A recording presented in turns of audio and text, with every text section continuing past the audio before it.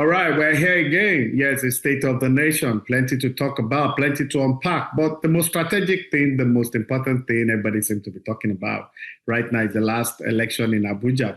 Abuja has more than one local government, but everybody's talking about the AMAC election because there were a lot of expectation there. I mean, we have Abaji, Buhari, Gwagwalada, and all the rest, but the focal point was AMAC. Well, I know we still have terrorism issues, it's recurring. But the issue is this. In the past, we've always said that in Nigeria, our elections were free, but not fair. I mean, in modern times, in recent times, it's looking like they're not free and they're not fair. So today we're talking to one of the candidates of the last election. I'm sure your guess is as good as mine, the ADC candidate for the Abuja Municipal Council, that's the AMAC. That's Dr. Moses Paul, aka Dr. Mo. Dr. Mo, how are you doing today? Oh, yes. I'm fine, as always. I'm grateful. I'm doing very well. Great. We're so glad to have you. So, I mean, a lot has been said. I mean, we hear you, and you've said that by 3 p.m. that day, you had won the election. So, let's just cut the chase and hit it straight. Why do you think you won by 3 p.m. and what changed the result? I mean, it was very clear, we live in a very digital age where people from their different polling units, they post their results. For example, in my polling unit, the moment I was done, because again, you see, with the curfew that was imposed, it made it impossible for many to be able to go to their polling units, because movement were restricted. So there was, of course, low voter turnout, regardless. In most of the polling units, my polling unit, for example, only about 9 people showed up, but 7 out of those 9 people voted for me. So I won the election right there in my polling unit. And that's the story. That's the status quo for most of the polling units across the different wards that were there, So it's clear. Because for most of the people, the moment they were done, they were posting it on the social media or on different WhatsApp platforms. So I could tell, from the ratio of the results that have come in, that I'd already won the election. And then suddenly movement, magic, things starts happening, which of course I've mentioned on different national TV that it is against the electoral law. You can have people who do not have anything to do with polling units, parading different polling units within the federal capital. And of course, for high-profile people, they begin to intimidate the people. So, yeah, I made those remarks. So I could tell very clearly, from just that ratio that, it was ADC all the way, until, of course. And I give you a classical example. In Gwarimpa, it was very clear. We won the elections. Our people stood their ground. And then suddenly 17 policemen, armed men, just rocked into the collation center. Or God say, could carry ballot, could carry result, they come. And people said, no, result must be announced here before they move to the final collation center. So these are the rhetorics. These are the stories that you have across board, aside from the fact that, of course, for some of the places, materials arrived late, and that's also part of the voter suppression. Of course, you have many of my people who were arrested for different reasons, just to be able to, intimidate the people. Of course, one that breaks my heart is Musa Abubakar, who is late today because he was trying to ensure that they do not mutilate, the result sheet. Musa was killed in the process, in Gwagwa ward, So these are some of the very sad events that marked these recent elections, and that's why I can tell you categorically that ADC won the election. Okay, let's look at the other local government. I mean, you think in AMAC you won, but did it cut across all the other local governments in Abuja? I'm talking Gwagwalada. I know PDP won, the rest were also APC. But did ADC had the same showing you had in AMAC, according to you, across board? To be very honest, I'm still too focused. I'm trying to ensure that I get all the details, regarding, because AMAC has 1,401 polling units. That's quite big. When you put the other 5 councils together, AMAC is bigger than them. 5 of them combined by polling unit structure. So I'm still going through, the different things that have happened in different wards. So I paid no attention to any other word. I'm so focused, on my ward where I am principal.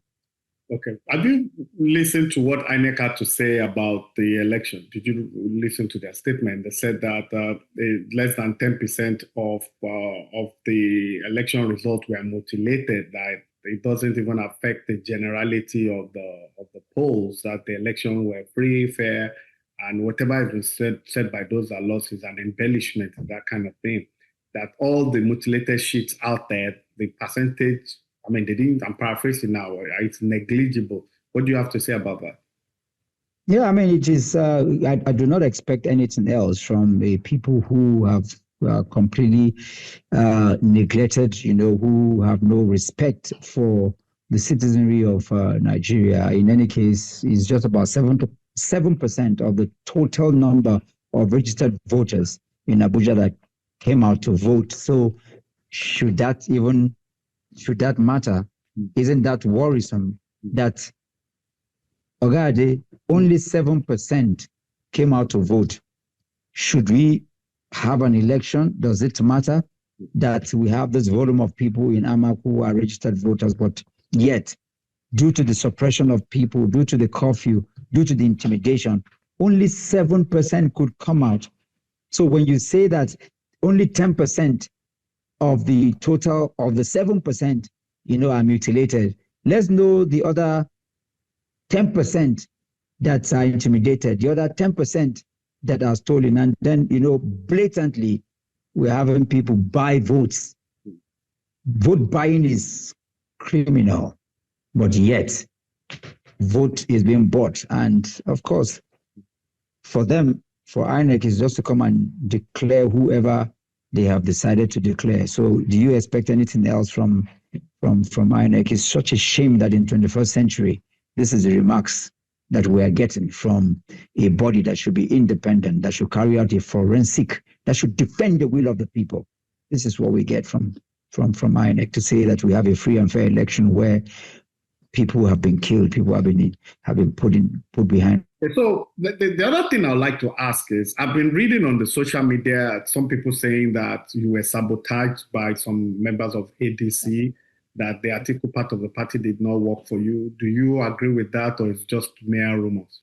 What I would say generally is the fact that maybe I did not have institutional backing, like traditional structural backing by my party. For example, so you have the minister who is backing his candidates, moving from one polling unit to the other. You would expect that the people, including Mr. Peter Obi Atiku and all the other people, should have we have a sitting senator who is backing me. We should have them in the field, because it's power for power, So I didn't have that. I was left to face all the governors of the APC, to face the almighty minister.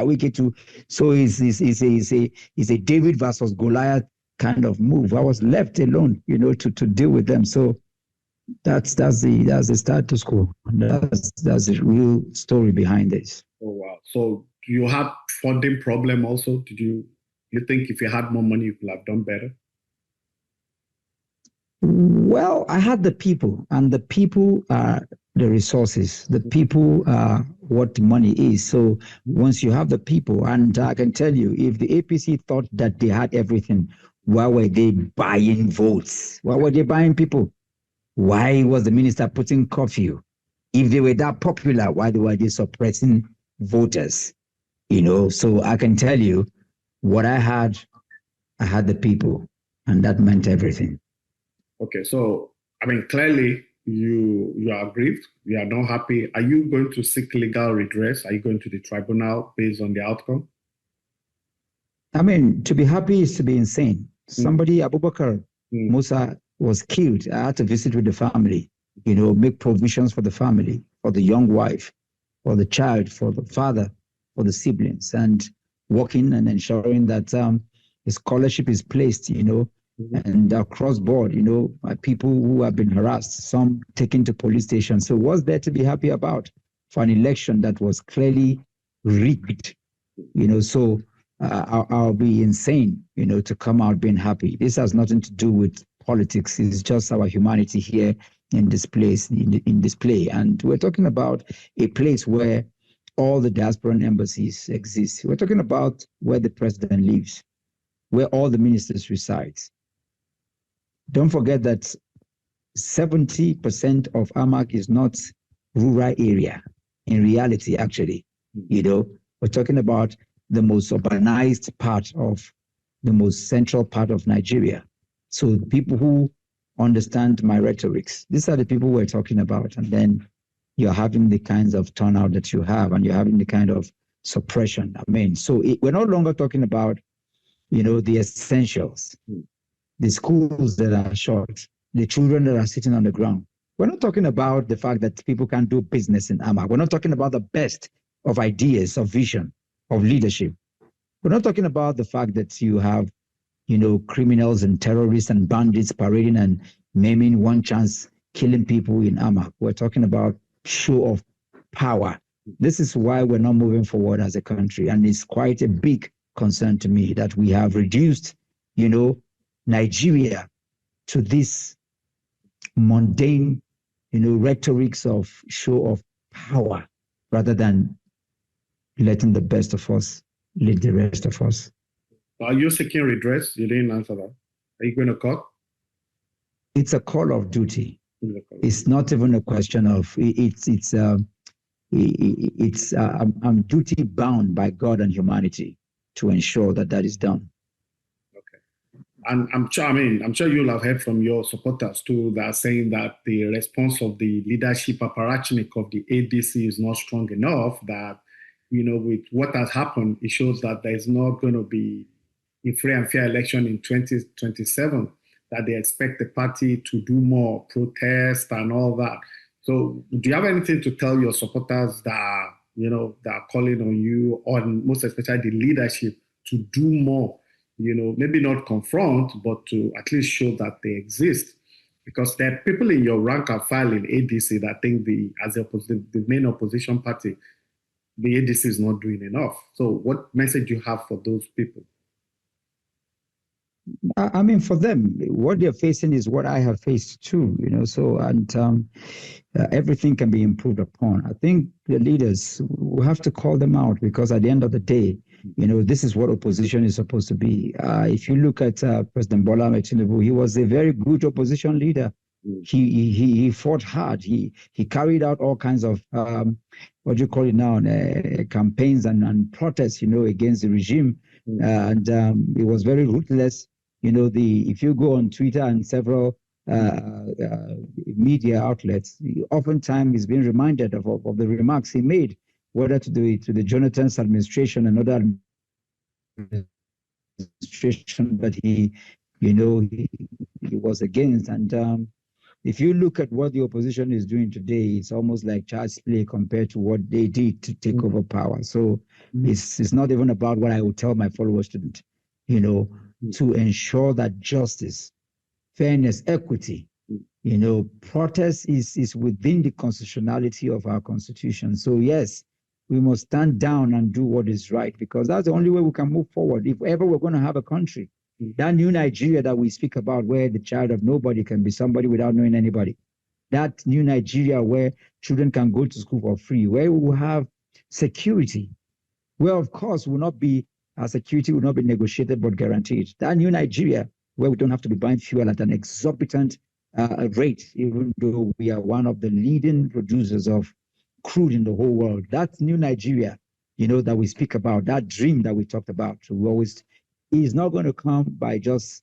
these lily-livered people. We must confront the leadership, especially, you can't even do business today in AMAC. Young people are just there. They can't even, with no jobs, with no opportunity. And all this rises and falls on leadership. The only way you can get this is by what? You got to keep pushing forward. And so even to those who are asking for that to be done, For me, I challenge the followers as I challenge the leaders of the ADC. I challenge every Nigerian, whether you belong to any party or not, because we must rise up and ensure that we confront this,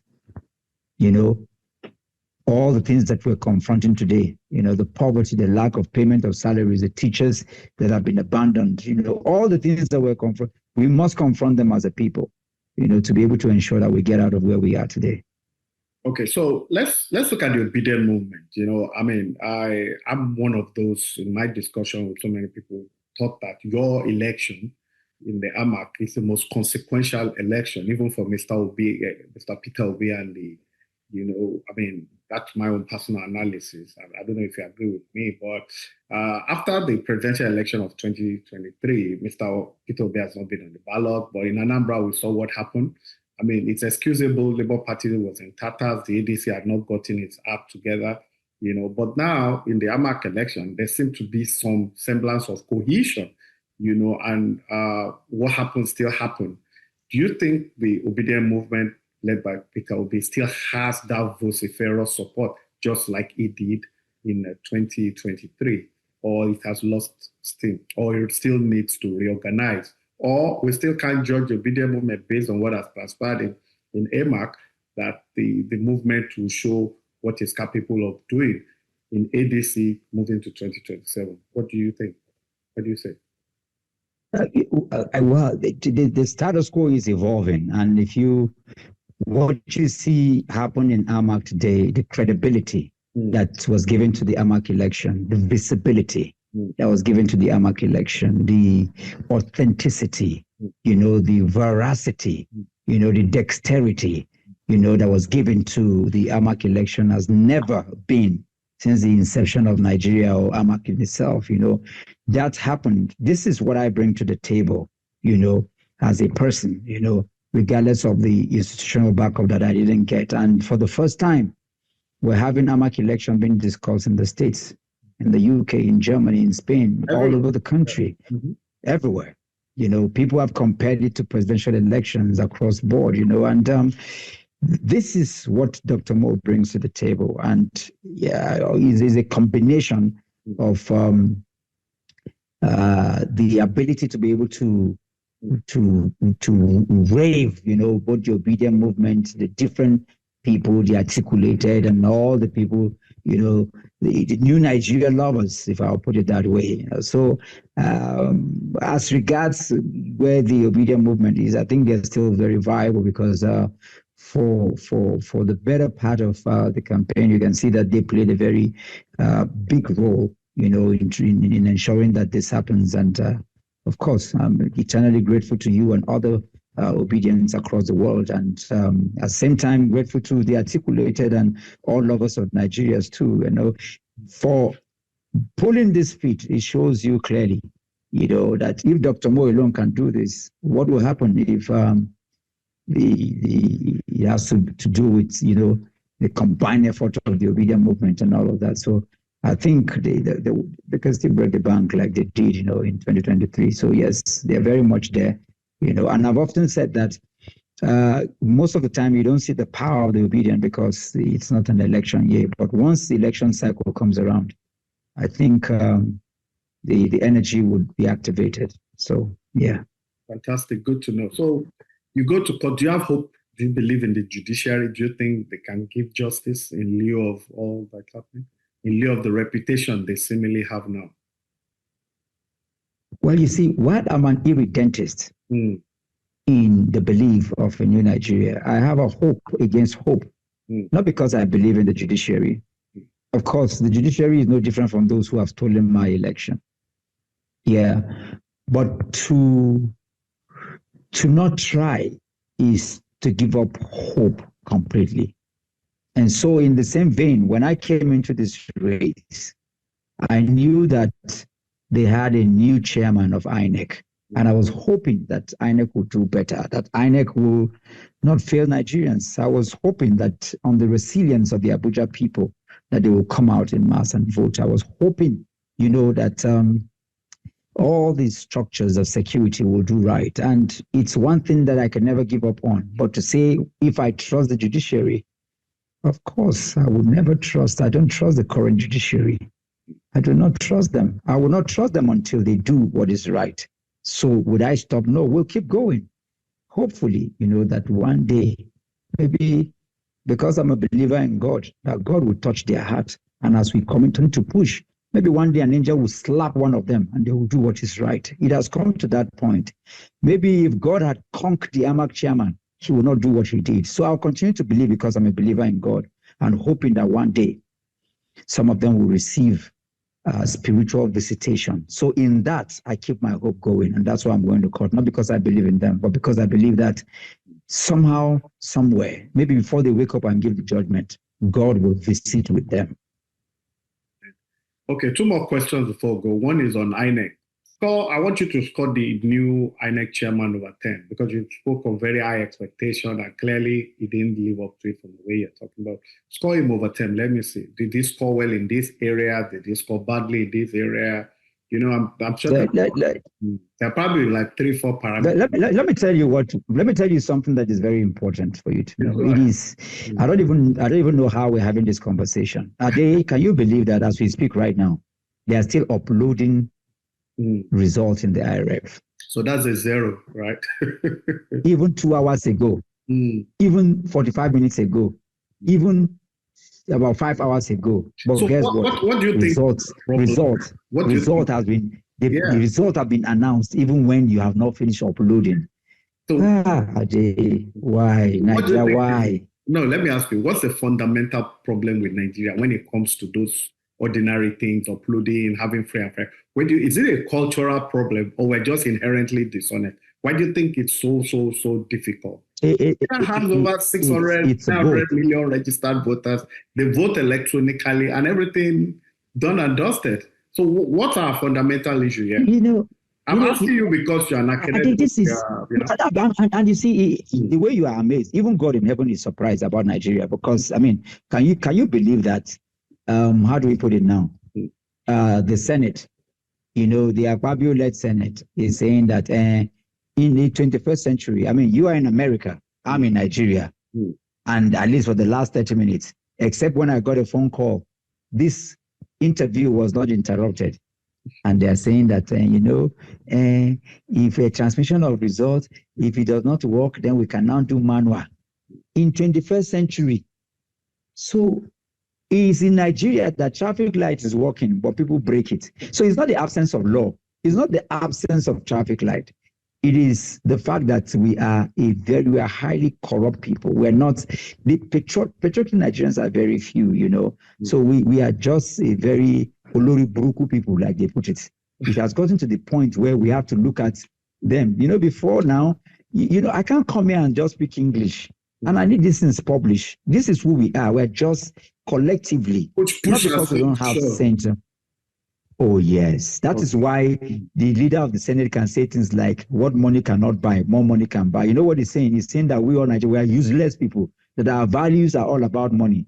This is what it is. So that's why you take more money, even though you know that it is criminal to go and buy votes. You release billions so that they can go out and buy agents, buy the party, buy everybody. That's the level it has gotten. We are just those kind of people. And I'm saying that after all is said and done, it will take patriotic Nigerians, to wake up, because across the world, there are two types of patriotism. You are Nigerian, but you're in America, and you're doing well. And the reason why you would like America is because somebody paid the price for you to be in America. Because I can tell you, many years ago, all the founding fathers of America, in context, they are criminals because they are what? They own slaves and they did all kinds of things, but they fought for their people. They gave a land today that is called the land of the free. So yes, I'm looking inwards and asking Nigerians, when will you defile the things that people like Akpabio have said? When will you defile the things that when will you follow the law rigidly? I'm looking forward because I know that one day we will have a chairman who will not just open his mouth and run things, who will stand by the law. You are saying that that it doesn't matter. How can you even say that the mutilation or that the error that happened is just 10% and it does not matter? This is how low we have gotten in our country. And I pray that one day that young people in this generation full of honor, regardless of age, will wake up and stand these people down, so that we can have a Nigeria that we can call our own. That one day, after many years, children will be born. And by the sacrifice and the things that people like myself and others would have done, that you will never remember that one day that IREV will be uploading even 48 hours after results have been announced. That one day we'll look back and will not choose useless leaders without certificates just because we want to prove power as against people who change the status quo. That one day we'll wake up and choose leaders who are above the board of tribalism, above the board of religion, and above the board of class, that will look forward to candidates who will help us to bring the city, that and leadership that is required. Well, I mean, the only thing I can say to that is a big amen, because everybody wants a better Africa, better Nigeria. If Nigeria works, Africa will work well. Okay, my last question to you. Let's talk 2027 within ADC. There's a lot, Amici wants to run, Pio is running, Atiku is running. They are the three core people out there, you understand? So I'm asking you because, I mean, you have vital statistics in the obedient movement. There's no doubt about that. You've had a good showing at AMAC, irrespective of what happened. You are visible to the world. And so you're a well-read person, you have political sagacity and all that. So you are qualified to be asked this question. What's your permutation for ADC? I mean, knowing what we now know now, it's not going to be easy to deal with APC. It's not a gentleman's game anymore. Push has come to shove and all that. Do you still think that PO being the candidate of ADC should be cast in stone, and or it should work with an Atiku or whoever the delegates or whatever they pick is final? What's your take on that? Yeah. Considering how badly damaged Nigeria also is right now, is it a do or die for PO to be presidential? Well, I lost him there. I think it disappeared. The network was bad. So, but I mean, then he's answered the crux of my question about the election. He's going to seek redress and all that. And even though he's not particularly confident in the judiciary, he does hope that, that justice will be done somehow, that whatever is happening, election irregularity and what have you, that one day something will give eventually, that there's really no point giving up, even though things might look forlorn and, very bad, low. There's hope. You need to fight, and you keep fighting. One of the supporters lost his life, but he responded to my question on INEC when I said that INEC statement showed that they did what they had to do, that the ADC and him might just be pure lamentation, that they did what they had to do, that there might not be much of a substance in most of the things they're saying, and he said that's not true, that even till now, INEC is uploading results, something that should have been done ages ago. The election is well over, days now. So, that's that. So it is what it is, and it will go to court, and we'll wait for the outcome. I also asked that, if what happened in AMAC cut across all the other local government, Gwagwalada, Baji, that the ADC have that much good showing across board. He said, well, he can only speak for his local government, which is Abuja Council, Municipal Council, which is the AMAC, which has 1,104 polling group. So he does not know what happened in that area. And that's why I asked. I wanted to know, okay, was it that ADC did very well, or ADC was just, shoved aside? Because as you know, Gwagwalada was won by PDP. PDP, as we all know, is in a very, very bad state right now. So, but they still won the local government. So we've all seen what happened. Yes, there are a lot of signs that the election was mad. The public holiday, a lot of mutilated ballot paper. That's, just to put it mildly, that's extremely, extremely, extremely irresponsible. That's very bad PR for Nigeria. I'm ashamed of that.